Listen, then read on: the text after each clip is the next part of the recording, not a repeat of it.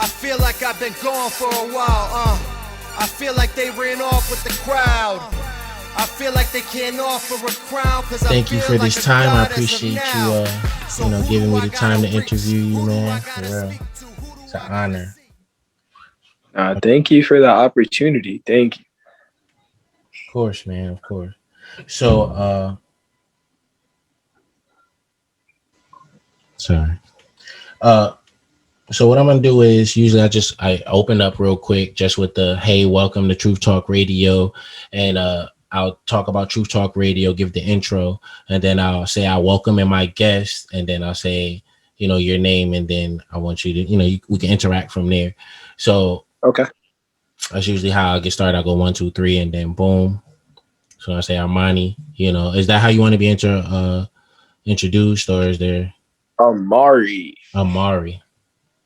I know it's Amari. I don't know why I keep saying Armani. I know it's Yeah, Amari. Amari is cool. Amari. Yes. Yeah. My name is Amere.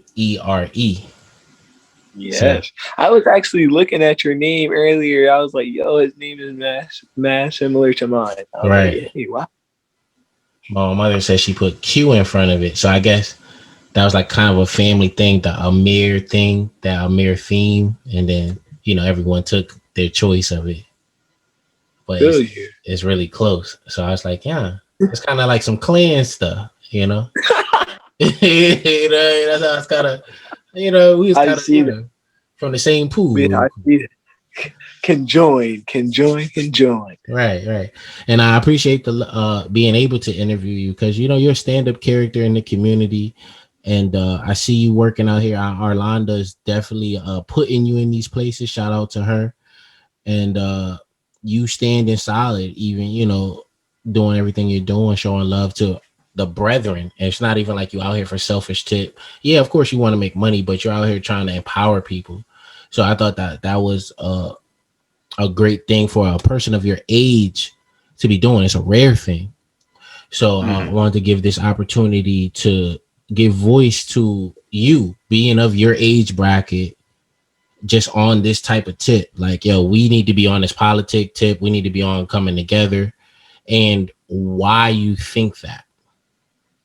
No, for sure. Like when you even to talk about what my mom put me in places, when I was looking at the questions, I was like, yo, like he said, what got you into the leadership? I was like, I'm gonna be honest, my mom put me in it. And then it was like I had to grow from there. Like she really put me in the position, and then I had to learn to like it. And it wasn't hard to learn to like because I was like, dang, this is something that's serious. And advocacy is something that's serious. Advocacy for equity is something that's serious. And it's something that's really going on. So as you ask questions, I got a little bit of stuff prepared just so I wouldn't have to come too off the dome. I got like some stuff really going on in my community, like the vote for hate racism being voted as a public health crisis or not. That's something that's being stagnated around the state of Connecticut and Waterbury especially, because it's been up for the Board of Aldermen. It's been up on their agenda once Yeah. before and it's got shut down. So now Wow. it's looking at going back up on the agenda Right, again right, right. You gotta at get some more at the supporters next. involved in that. So how do people get Yeah. involved in that? So how do people get involved in that?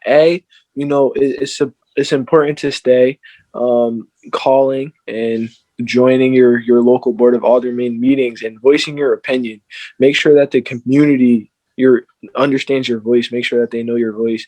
Make sure you call the meetings and stuff like that. That's really how you're gonna really get their attention during those open forums. When they open up to the community, you need to be a part of that. That's the So, best way that they know as so say politicians. I don't even know what an alderman is. Like, where do I go to find out about an alderman? So if you're asking about an alderman, so Waterbury has certain politicians, or certain cities might have them as councilmen. Certain cities might have city councilmen, but in Waterbury it's called the alderman. It's Right. a person that you vote assigned to your district, a legislator for the city in which you live in, and you really discuss your issues, what's going on, and they're kind of like a mayor for your district. They're the they represent representative you. for your. Yeah. They represent you from your district. Right. So you gotta talk. You gotta talk to them.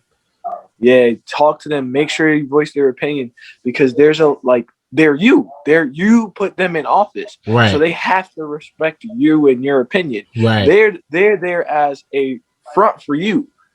So is there like a website? Is it like, mytownalderman.com or something? Is that how you find your alderman? How do you know who's your alderman, or if you have an alderman? I know there's a city page. I'm not sure of a specific website. Okay. On how to really get to those people, but I am aware that there's a city page. It's all public record. It definitely is all public record. Right. Who your alderman is and who's the alderman on city towns. And once you find them out, most of the aldermen just here in my community, they're very open about it, and they'll really reach out. Some of them really reach out to you, the ones that are really down and care about their community. They're out there, and you're gonna see them. It's just not hard to find them. They're walking the streets. They're knocking on your door as you want them to. As your alderman, as their representative, you want them to.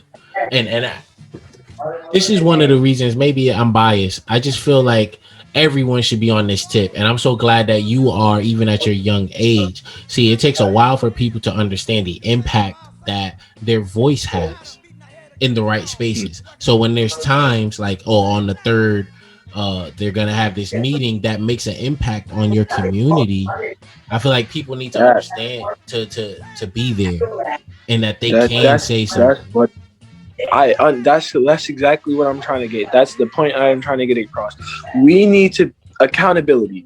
As a culture, it comes down to accountability. It comes down to political accountability. We need to hold our politicians accountable, but before we can hold our politicians accountable, we must hold ourselves accountable. All right. And in order to hold ourselves accountable, we must sit there and say, this is an injustice going on in our community, so you need to look at how to fix it. We have to take that first step and make sure that we voice our opinions, and after voicing our opinions, our community needs to change, and we have to be the change. Dr. Martin Luther King has a quote that says, if you want to see change, be the change. Be the first person to make that change. That's what the motto that I stick by, and that the people that I hang with, or the people that are in my community, stick by. We believe in change, and we are stepping forward to create that change in our community. That's awesome. So you say your community and you, do you guys have like a web page or somehow we can keep up with your community? So, in Waterbury, so I'm a part of various organizations in the community, not just one. So, there's so many organizations. One, I am the former president of the NAACP Youth Council and the Waterbury NAACP Youth Council. As much as I am in collaboration a lot of the times with Bridge to Success, which is a cradle to career pathways organization. Cradle to career, other than like cradle to pipeline? Prison to pipeline? Yeah, it's like the opposite to that? It's like cradle to career. They work with, they're like a partnership with different organizations across the state of Connecticut and across the nation. It's like they work together to bridge the gap. I work with a lot of different organizations. I even work with an organization trying to build bridges and break barriers. And that organization is based on just trying to create the note of working in the future and how police can interact with the community in the future, building bridges and breaking barriers. Build the bridge today, break the barrier for tomorrow. That's to me. I don't want to cut you off, but that to me seems proactive versus reactive, and I feel like that's an essential aspect that our security doesn't have, like our policemen. Like, you should have a proactive engagement with us to make sure that our engagement is positive versus letting it be a reactive when we break the law. Then I would say that. But in a lot of other sense too, it's like telling people to not fail before you fail. It's like you're trying to help them out. Like, hey, we cool and all that, but if you mess up, this is what's gonna happen. Yeah, it's big about notification, notifying people like, this is what we want to do. We want to make sure that we inform you of what happens so that we don't get to that point. We don't want to get to that point.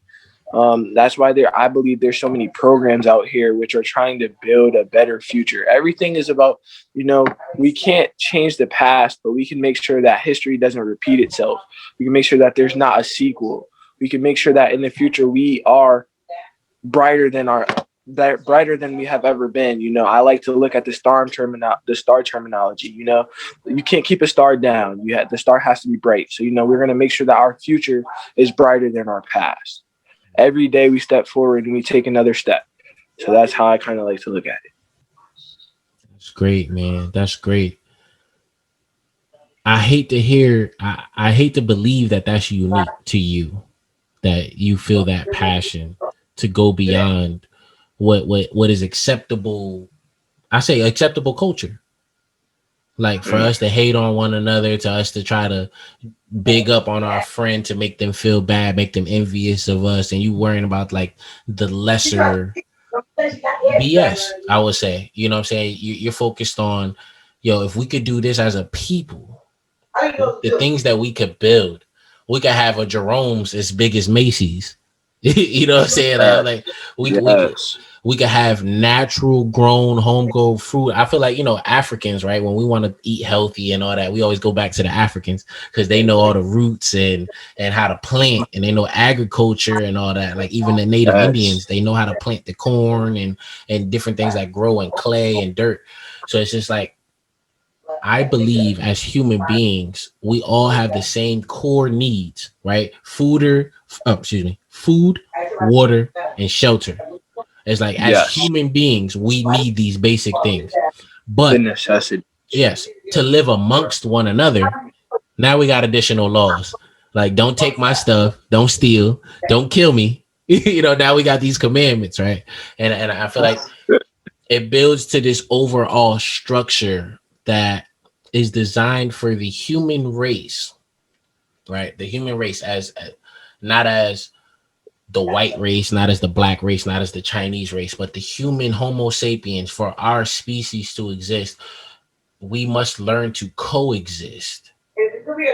And learning to coexist, we must learn that we are all equal in the same way that we food, water, shelter. We want to appropriate for everyone. And I feel like there's enough resources out there for it. But unfortunately, we live in a capitalistic society that makes you fight for it, that has these conversations behind closed doors and under hushed tones, so other people don't know that these things are happening, that these privileges are being stripped from them. If you're so-called American, right? I'm an American, but I'm more likely to get pulled over than, I would say, my Anglo-Saxon counterpart, my Caucasian counterpart. Like, what is the bias here if we're all American? Especially being a male, an African American male, being in this society. I just turned 18, so ever since I was 16, strive to get my driver's license, strive to go through that process as soon as possible. But coming with that process comes with, although you're successful with that, you also comes with the realization that this is a problem. There's a problem. There's a problem going on in our society. You can, as much as you can be happy with going out, you have to still fear for your life. Every time you pick up a key is a blessing. A key opens doors, but it also closes some, because you have to understand that opening up that door, pressing that gas pedal can also mean the end of your life. Opportunity cost. Yes. Right. It possibly comes to the end of your life. So that's just something I feel is a major key alert in our community. We have to recognize that. Yeah, and my brother, he's 16. He doesn't have his license yet. He got the permit, and he's going through the process. But I'm trying to tell him, I even heard Joyner Lucas say it in a rap lyric, which I never heard any other rapper bring it up. There's like, I'm trying to teach my younger brother not to drive because I'm trying to save his life. Because it's like, once you get behind that wheel, you're subject to a whole level of scrutiny. They will pull you over because your hair nappy. And then because you have your hoodie on, because you have a cap on, something that they say is distinctive to our culture. They say that having dreads is distinctive to our culture. So that could be a distraction while you're driving behind the wheel. Your hair could be in your face. These are distractions. Exactly. Even then, while on this topic, I went to parochial school my entire life. So they go off of different standards. Me, I've been growing my hair out. I was forced to cut my hair to even attend the school. Whoa. But yeah, so when I was a child, I was forced to cut my hair. I used to have hair. My hair was at least down my back, but I was forced to cut it because that's the rules. The rules say if you have long hair, it could be a gender issue. They made it an issue in the classroom. They made it an issue. Of course. So growing up, after cutting my hair, growing up as you want to be different, you want to be unique. Yeah, of course. So I was like, what? I want to be unique. I want to get back to my roots. I want to say for myself, I want to have long hair. That's what I want to do personally. So growing up through high school, my sophomore year, I said, every year I cut my hair, I'm no longer going to cut my hair. I'm going to make a stand, and that's going to be me, and that's going to define myself. Right. And that decision I made once I started looking and reading cultural books, and looking back into our ancestry, and even going back to the Egyptian days, looking at how they say the depictions of what our people were supposed to be looking like. So I said, they didn't have all these barbershops, so why should I be forced? My hair grows a different way than my Anglo-Saxon counterpart, than my Caucasian counterpart. But yet my hair growing up and tall is a distraction in the classroom, but their hair growing sideways is not. So even then, there was several issues going on throughout finishing high school for me at my parochial school. A lot of issues to where even at one point, 12 African-American students and Latinx students at the same time were all called to the office because of our distinct appearance. They said our distinct appearance, which caused distractions. Yeah. Wow. And listen, I don't want this to, because I got my Anglo-Saxon on the tune. I don't want y'all to feel like it's a personal attack. I know y'all feel attacked all the time when we talk about how y'all be violating. But anyway, it's like that. I feel like it's just ingrained, because if you're used to a certain way of life, right, and you realize the way you see life isn't really that, like, it's not as glorious as you thought it was, it's shocking. But the truth is the truth. It's a shock, because honestly, I've met white people who didn't know that police killed a lot of black people. You know what I'm saying? Just because of their how they were raised. Now they're still white. Their ancestors probably knew, but far as them as a person, I'm just like, I'm not gonna hang that on your head. What we're gonna have to do is we're gonna have to see where we at, right? See if you can understand me. You understand that I'm a blue-blooded American. Let's just say that, right? Like you. So we should be able to coexist here and build as brothers. One thing that I've learned, and this is true, friendly, just because a person, I hate to be racial, but an Anglo-Saxon person says because they are friendly to you, doesn't mean that they are your friend. You know what I'm saying? They'll be casual with you in public. Oh yeah, this is my man. This is my buddy Amari, and we hang out, we go on the boat, we go fishing, we play golf, we powwow. But that same person will cut your head off if you keep keep your eye on them. So definitely, Malcolm X said it in one of his interviews. He said, "There's a reason why the fox is more sly than the wolf. See, the wolf is more aggressive. He's coming to eat the lamb. He's coming for the lamb. He's gonna eat it from the perch. He's coming. It. But the fox." See, he'll come amongst the lambs. He'll act friendly to them. Like, I'm not going to eat you. We're buddies. But the fox is more successful at eating the lamb chop than the wolf, because the fox can get closer. You understand? He befriends, then turns to enemies. Right. He waits till you let your guard down. And I believe in this so serious. I created this podcast, right? To where I feel that there's a lot of woke people. Let's just say that we're woke. We're paying attention to things that people need to be paying attention to. I think they need a pipeline to hear it. So that's where Truth Talk Radio came from. So I love the idea. I love the idea of Truth Talk Radio. Truthfully, I'm honored to be a guest up here. Honored to just be able to have this real conversation, because that's what I say. This is real talk. We need to have more real conversations on these topics, because this is the topics that truly run the world. These are the topics that truly control our society. And once we really have these conversations, we can only become more open. We can't become more closed. We can only become more open and realize people's failures and triumphs throughout life. And we can be open to what certain cultures have gone through and certain others, because there's still certain things that we don't know as a people living today in society that we are trying to find out. So the only thing that we can do is progress, etc. Okay, well, how would that? Okay, guess you want to make sure. You spit in church right now, and like I said, it need to be said. Y'all heard it from the horse's mouth. This is Truth Talk Radio. You know what we're coming with, the real truth from the street, so we can empower our community and be uplifted as one, because God is almighty and he wants us to succeed. I believe so. And through us coming together, we can achieve this. Definitely. Unity is power. Power is in numbers. That's how we make a difference. Unity. We must be united as a people, as a nation, as a society. That's how we come together.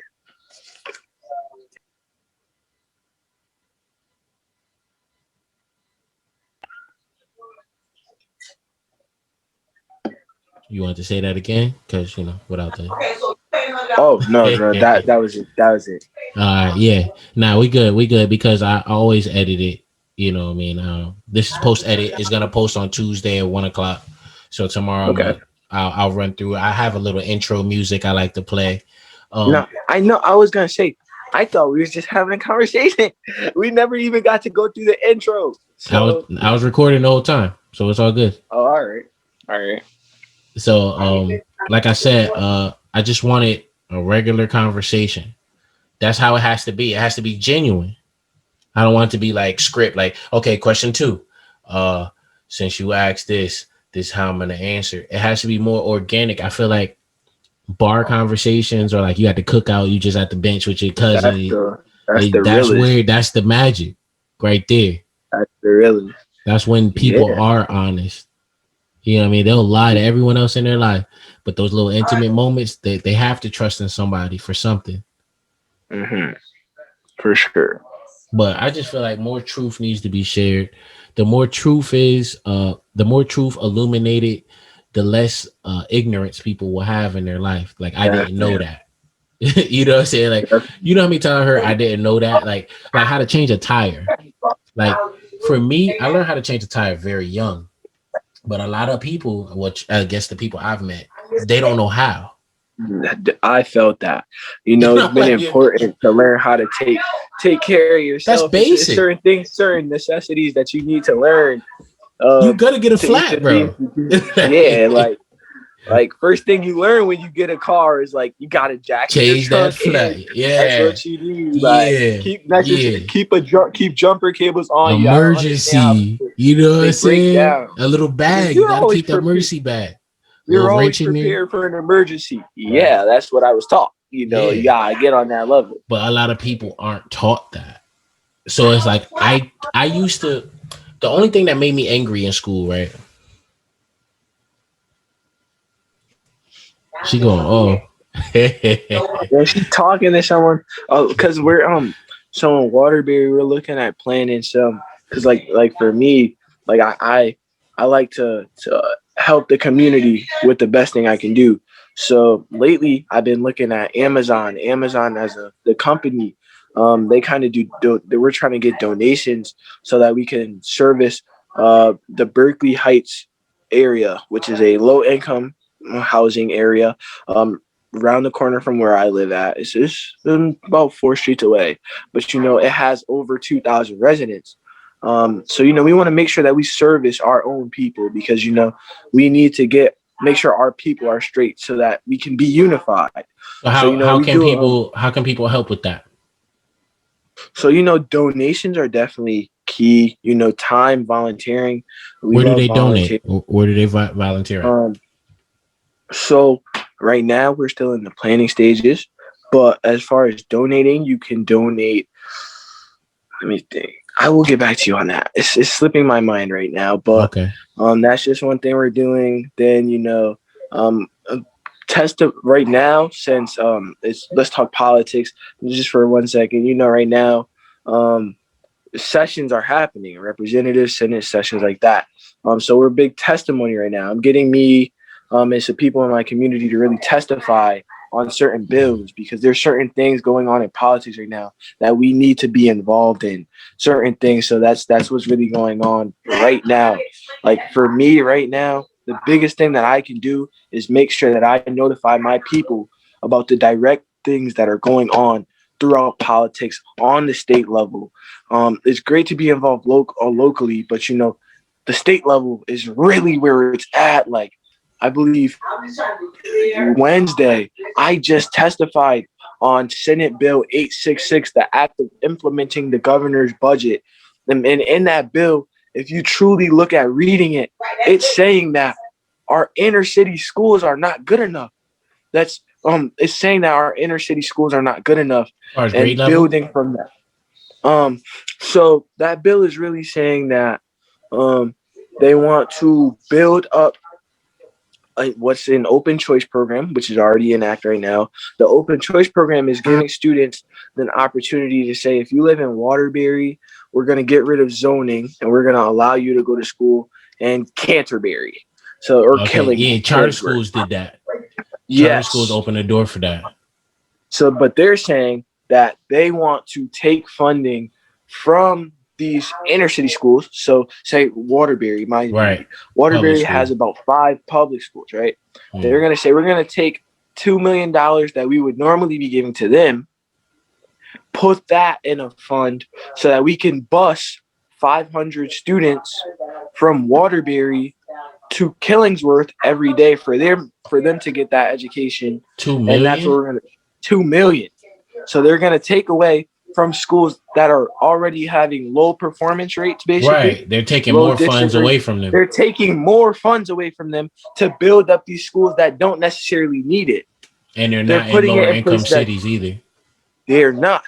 They're building up flourishing schools instead of building our inner city schools, saying that we shouldn't, saying that we're not going to build the school up in your community because there's already this school over here in my community that I live in that's booming, it's flourishing, and your school's on the ant level. Yeah. Instead of investing and making it better. Yeah, you guys deserve that proper education, so we're gonna tell you come with us instead of fixing where you're at. I don't think that's right. I think I should have the opportunity to be educated in my community where I live at versus being bussed out to your community. Right. And that's where problems arise.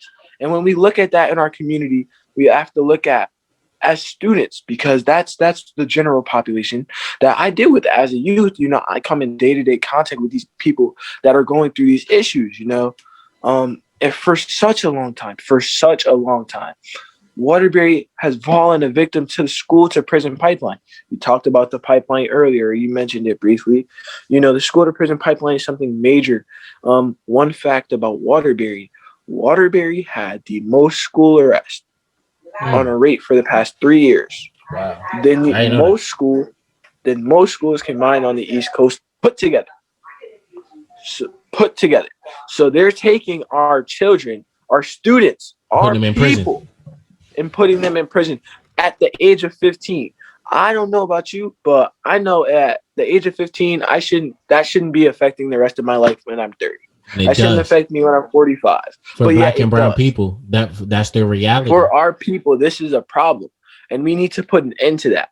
We need to put an end to that. And by doing that, we need to speak our truth. That becomes holding people accountable. We need to get in contact with the people that we put in office, because that's us. They are representatives of us. So make sure they represent our personal views. Make sure they represent our people. Make sure they do what they are supposed to do, upholding their duty to us. So because what you're we saying, are the people. What you're saying is advocacy to me. What I'm hearing out of your mouth is advocacy, accountability, and activism on your beliefs, right? Well, Yeah. if people say that they representing you and they believe this and it ain't what you believe, you should speak up. You need to speak up. I believe whether you're for a topic or against it, it's better to stand up and speak your beliefs than let your beliefs be ran over.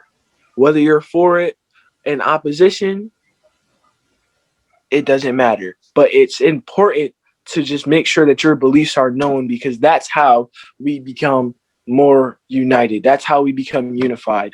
Standing for something, standing against something, it does not matter. Making sure that you understand what we are for is what really matters. Yeah, your voice is valuable. Your voice is an instrument. Make sure you use it. Use that instrument. Play it like the violin. Play it like the guitar. Use that instrument. Make your voice heard by the people. Make sure they understand you. Make sure they hear you. That's the most important thing. You go, like me personally, I've been to many protests, and you know what they say at one of the most popular taglines at a protest is make sure they hear you. So make sure they hear you. When it comes down to that, make sure they hear you. And we have to go through the best route to make sure they hear us. Yeah. Because our voice is our instrument, and our instrument must be heard from miles and miles away. And like you said earlier too, I want to tag in numbers. There's strength in numbers. So if we all believe the same thing, 100 people believe the same thing, we could vote or put those energies towards making the change that we would like to see in our community. I'm just saying, if we feel like a community pool will be better than a youth institute, a prison system in our town, we should be able, our constituents, we paying taxes, we live here, we should be able to say what we want to be going on in our town. And this type of empowerment, local and state, is this activity is required of you as a human, as a citizen, and the culture won't tell you this. So that's what we're here for. Yes. Make sure that you get out and register to vote. I will personally come and make sure that you fill that voter registration card out. I'm going to drop my info to our wonderful host here to make sure that you guys know how to get in contact with me, because voting is our power. Our ancestors have went through too much for us to not use our power. Voting is our voice. Voting is our power. And as I said, make sure we use our voice. Make sure they hear us. Make sure that voter turnout is the most important thing we can do. That's how they see us. That's one way on how they see us. We can't sit there and be upset with something and we didn't participate in voting. We need to sit there and be like, I disagree with this, and this is why I'm out here doing this. Make sure they understand and they hear our voice. Come voting time, it's sure, for sure. And we're gonna put that description down in the description of the video. We're gonna put the link down there to where you can find Amari and you can get signed up to vote. If you're not registered to vote, please go to your city and state registrars page.com, whatever city you're in, and get registered to vote. Felons can register to vote as long as you're not on probation, active probation. You can still vote, guys. So let's break between that myth right now. And yeah. All right. So Amari, What's next on the schedule for you? 2021. So in 2021, I'll be actually going out to attend the HBCU. I'm attending an HBCU in Little Rock, Arkansas. But before I leave, there's a lot of programs that I want to put in place with. I want to make sure that my community fills me, and I want to make sure I leave a legacy in my community, something that's going to last 4 years, last 6 months until I come home from break. Make sure that my community is situated because I want to see us unified. So by doing that, I'm looking at uplifting us through a therapeutic way. I want to look at expressions, musical expressions. We see our youth out there. We see our youth occupied. Meet the youth where they're at. We see our youth on TikTok. So tomorrow, actually, I'm going to be holding a youth TikTok thing. Well, tomorrow. Well, you won't see this, but tomorrow I'm going to be holding a youth TikTok class where youth can actually learn how to make TikToks from people who are actually on a professional standpoint, who are maybe getting paid, getting endorsement deals from making TikToks.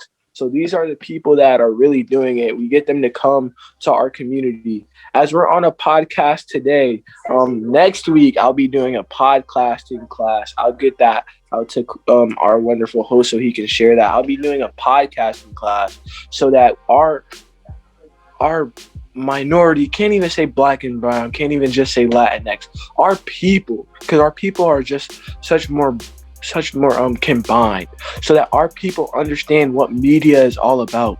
We want to see our people become engineers. We want to see our people express themselves musically. We want to see them shine, go back to that stars. We want to see brighter days. So we're going to meet our people where they are at. We're going to give you the necessary resources. In Waterbury, there's 46 students say they don't, or 46% of the students who are seniors say they don't have one idea about what they want to pursue in life.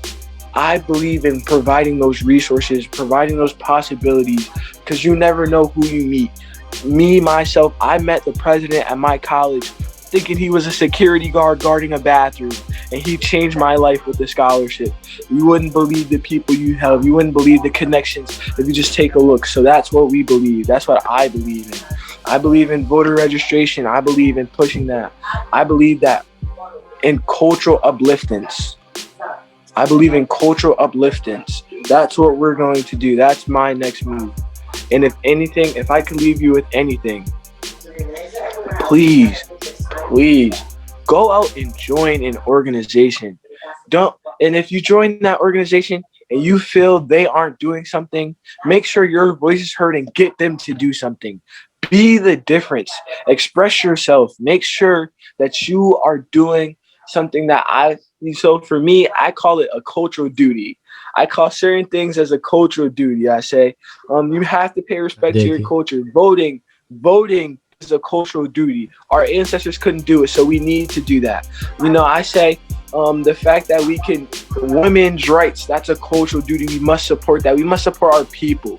That's a cultural duty. Joining a grassroots organization, whether a Black Greek organization, whether the NAACP, whether the Urban League, we have to join a organization which is uplifting our culture, our people. That's one thing you do. And it comes back down to accountability and saying enough is enough. We are tired of people running these organizations not doing what they are supposed to do. We are tired of sitting here being a part of an organization not doing anything productive. We want to see a difference, and that's what got me into what I do. That's what got me into advocacy. My mom pushed me. My mom put me in this program.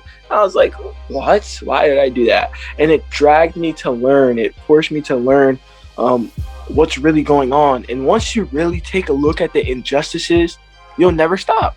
I guarantee you'll never stop, because there's never an injustice you feel that you won't tackle. There's never something you feel that you cannot proceed in succeeding with. So that's just what I have to say. Please go out and join an organization. Be a productive cultural member of society. Do something uplifting. Thank you.